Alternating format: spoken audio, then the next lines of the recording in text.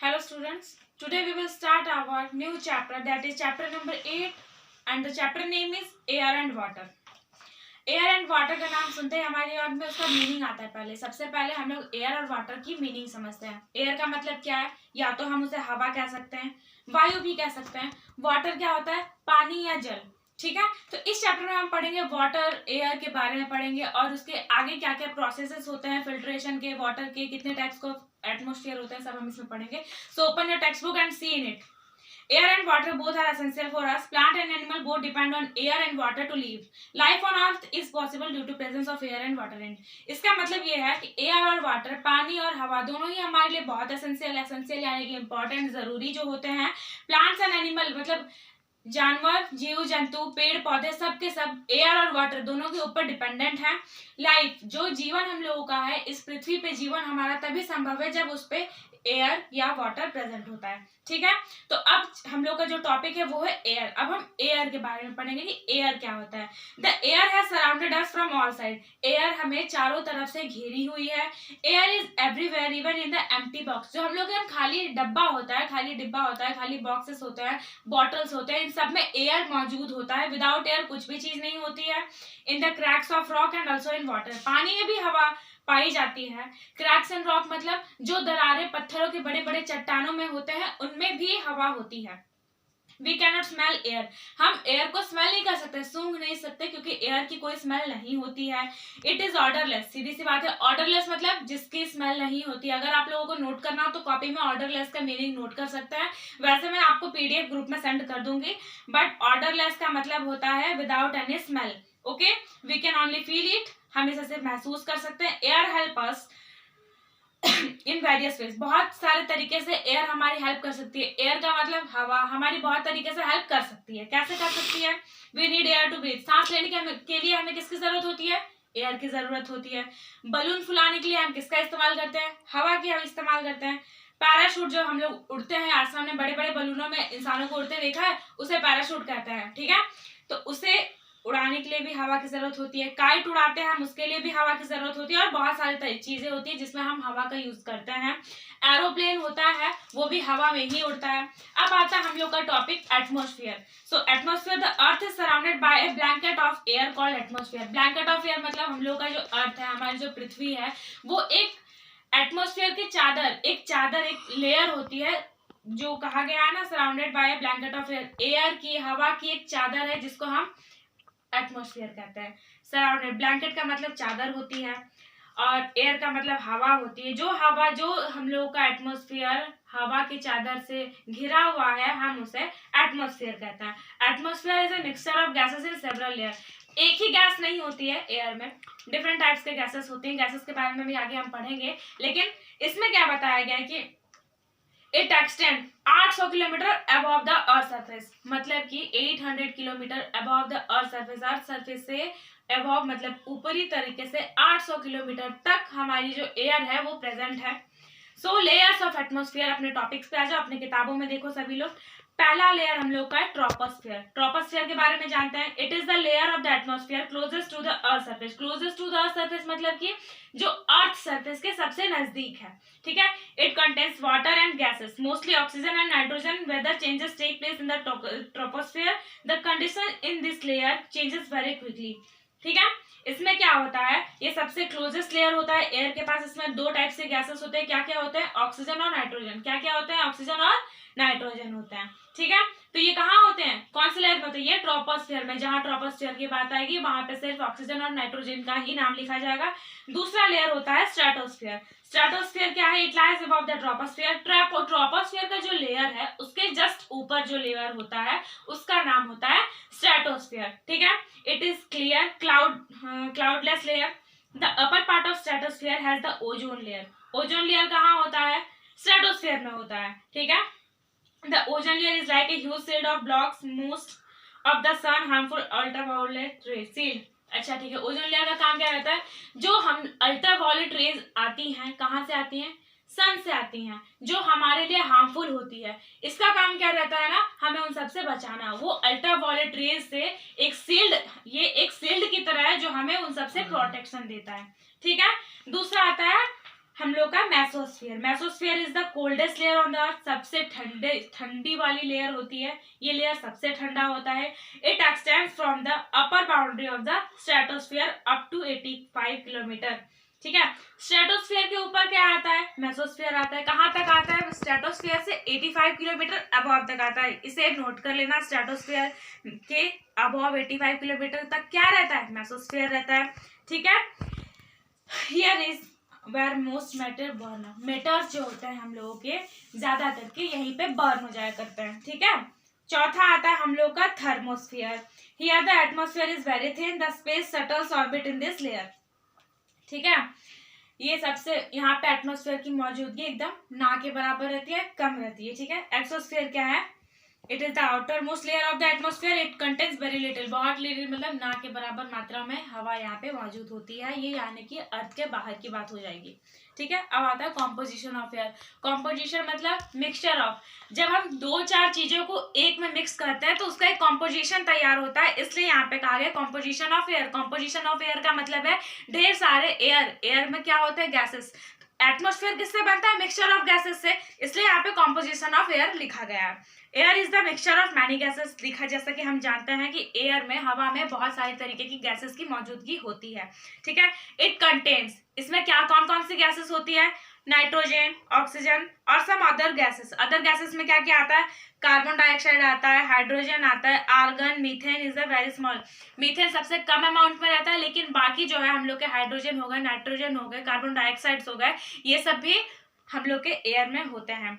Water vapour, smoke and dust. Smoke is also air, dust जो है वो भी एयर में मौजूद होता है। वाटर वेपर्स क्या होता है? जिसे हम भाप के नाम से जानते हैं। The percentage of dust particle, smoke and water vapour are very from place to place. जैसी जगह रहेगी वैसे डस्ट पार्टिकल रहेगी, और वैसे ही हम लोग के स्मोक यानी कि धुआं रहेगा, वैसे ही वाटर वेपर भी रहेगा। ठीक है, समझ में आया? उसके नीचे लिखा हुआ है the amount of water vapour present in air is called humidity. Humidity किसे कहते हैं? तपन जिससे होती है। ह्यूमिडिटी किसे कहते हैं?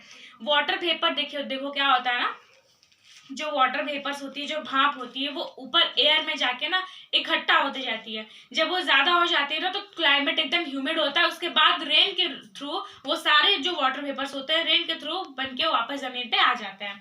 ठीक है, the humidity is high when the amount of water vapour is more in air. जब वाटर वेपर आसमान में जो क्लाउड में होता है उसमें ज्यादा एयर में हो जाते हैं तो ह्यूमिडिटी ज्यादा हो जाती है। We can feel the humidity in air before और आफ्टर रेन। ह्यूमिडिटी हम कब कब महसूस कर सकते हैं? या तो बारिश के पहले या तो बारिश के बाद। Turn the pages. फिर आते हैं हम एयर एंड इट्स यूजेस में। एयर क्या होता है, उसके यूजेस क्या होते हैं? ठीक है, air is needed for breathing. Breathing मतलब सांस लेने के लिए। All living beings need oxygen to breathe. Oxygen is used by animals to produce energy. To produce energy किसकी जरूरत पड़ती है? ऑक्सीजन की। क्यों? क्योंकि ऑक्सीजन जब इंसान के शरीर में जाएगा ही नहीं, वो सांस लेगा ही नहीं, तो एनर्जी प्रोड्यूस कहाँ से होगी? नहीं होगी। ठीक है, the oxygen goes into the lungs. Oxygen कहाँ जाता है? हमारे फेफड़ों में। लंग्स यानी कि फेफड़े, हमारे फेफड़ों में जाता है। From there it is carried by the blood to every part of the body. हम लोग जहां तक जानते हैं, जब वाटर में कुछ पार्ट्स एयर के मिक्स हो सकते हैं, उसी तरीके से ब्लड में हमारे ऑक्सीजन मिक्स हो सकता है। जब ऑक्सीजन हमारे लंग्स में जाता है और लंग्स के यहाँ से जो हमारे ब्लड रहता है वो ऑक्सीजन को पूरे बॉडी में सप्लाई करते हैं। Understand? Food is burn there by oxygen and carbon dioxide is produce and thrown out from the lungs. हम लोग जो खाना खा रहते हैं वो ऑक्सीजन के थ्रू वो वहाँ पे बर्न होता है, यानी कि डाइजेशन के प्रोसेस में डाइजेस्ट होता है। और उसके बाद क्या होता है, जब हम लोग ऑक्सीजन लेते हैं तो कार्बन डाइऑक्साइड की नाम की जो गैसेस होती है उसे अपने शरीर से बाहर कर देते हैं। ठीक है, और इसी प्रोसेस को हम रेस्पिरेशन कहते हैं। रेस्पिरेशन किसे कहते हैं? देखो, breathing is another thing, respiration is another thing. Breathing किसे कहता है? सांस लेने को। रेस्पिरेशन कहाँ कहता है? रेस्पिरेशन वो प्रोसेस होता है जहाँ पे हम ऑक्सीजन लेते हैं और कार्बन डाइऑक्साइड छोड़ते हैं।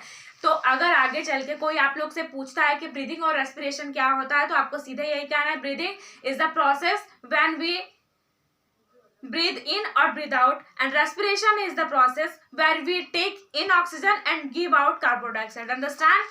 So air carries sound. ठीक है, ये हमारा टॉपिक है दूसरा। एयर कैरीज साउंड मतलब कि एयर ही साउंड कैरी करती है, एयर की वजह से ही साउंड हमें सुनाई देती है। Air haves to listen to the sound around us. हवा की वजह से, हवा की मौजूदगी से ही हम अपने आसपास की चीजों को सुन सकते हैं। Without air the drum would beat but we won't hear, मतलब कि हवा नहीं रहेगी, हम ड्रम बजाते रहेंगे लेकिन हमें सुनाई नहीं देगा। क्यों? क्योंकि एयर की मौजूदगी नहीं है। It is because sound needs a medium to reach us. एक मीडियम, साउंड क्या होता है? आवाज। वो एक मीडियम में हम लोग, हमारे पास पहुंचने के लिए वो एक मीडियम का यूज करती है। उस मीडियम को हम एयर के नाम से जानते हैं। व्हेन वी स्पीक और clap the air around you vibrates, this vibration reach your ears and you turns them into sound. मतलब देखो, एयर में छोटे छोटे पार्टिकल्स होते हैं। मैं यहाँ पे बोल रही हूँ, वो छोटे छोटे जो पार्टिकल्स होते हैं वाइब्रेट करते हैं। मैं बोल रही हूँ, वो जो पार्टिकल्स है वाइब्रेट कर रहे हैं, एक दूसरे में लड़ रहा है, दूसरा तीसरे से टकरा रहा है, तीसरा चौथे में, ऐसे ढेर सारे पार्टिकल से टकराने के बाद जो साउंड होता है हमारे कानों में पड़ती है। ठीक है, अगर वाइब्रेशन नहीं होता, एयर में वाइब्रेशन नहीं होगा तो हम सुन नहीं पाएंगे। समझे? इसलिए साउंड के लिए एयर का मौजूद होना बहुत जरूरी है। दूसरा है air pressure. Air pressure is important in daily life. Air pressure, हवा का जो दबाव है, हमारे रोजमर्रे की जिंदगी में बहुत जरूरी है। किस प्रकार है? Air pressure plays an important role in our daily life. हमारे डेली लाइफ में एयर प्रेशर बहुत ही जरूरी रोल प्ले करता है। ठीक है, किरदार बहुत जरूरी निभाता है। Many things like syringe, dropper, drinking straw, hand pump and many other things work on the principle of air pressure.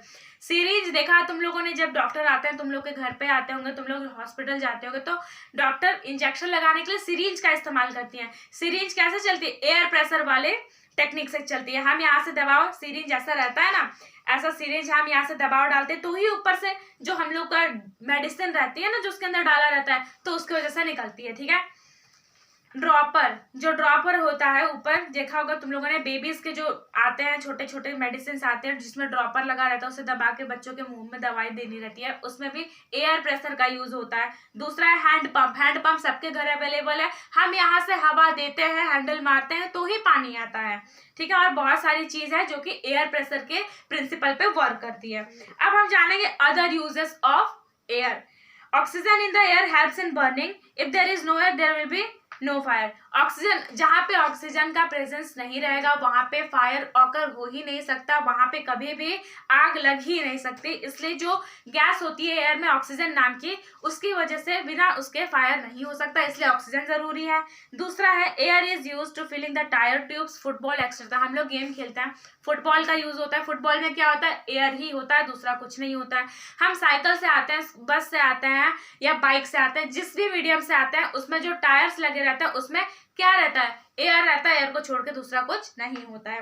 तीसरा पॉइंट है nitrogen present in air is important nutrient for plants. Nitrogen is also used in making many fertilisers. Fertilisers क्या होता है? जो हम लोग खेत में खाद डालते हैं ना, वो सब होते हैं फर्टिलाइजर्स। नाइट्रोजन किस में यूज होता है? फर्टिलाइजर्स में यूज होता है, और प्लांट्स के लिए नाइट्रोजन बहुत ही लाभदायक है। ठीक है, चौथा है the marine plants and animals use air which is dissolved in water. Marine plants और एनिमल्स किसे कहते हैं? जो पेड़ पौधे, जो जानवर पानी में रहता है, उसे हम मैराइन प्लांट्स और एनिमल्स कहते हैं।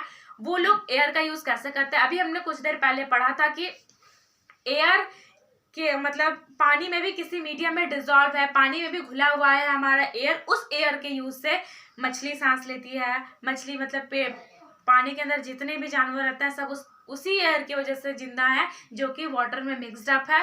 और प्लांट्स भी बहुत सारे हैं जो पानी में होते हैं, वो भी उसी की वजह से हैं। लास्ट है wind is also a source of energy. It is use to produce electricity and to do mechanical works. Wind यानी कि एयर, हवा, विंड जो भी कह लो, सब एक ही चीजें हैं। ये क्या होती है? एक एनर्जी होती है। Wind energy, thermal energy, tidal energy, सब अलग अलग एनर्जी होती है। उसी में से विंड एनर्जी के बारे में बोला गया। इससे इलेक्ट्रिसिटी प्रोड्यूस होती है और मैकेनिकल वर्क्स भी होते हैं। ठीक है, अब आते हैं एयर पॉल्यूशन पे। देखो, जहां जरूरत होती है, अगर कोई चीज है ना, कोई चीज ऐसी नहीं बनी है जिसके एडवांटेजेस ही हो। हर चीज के एडवांटेजेस होते हैं, डिसएडवांटेजेस होते हैं।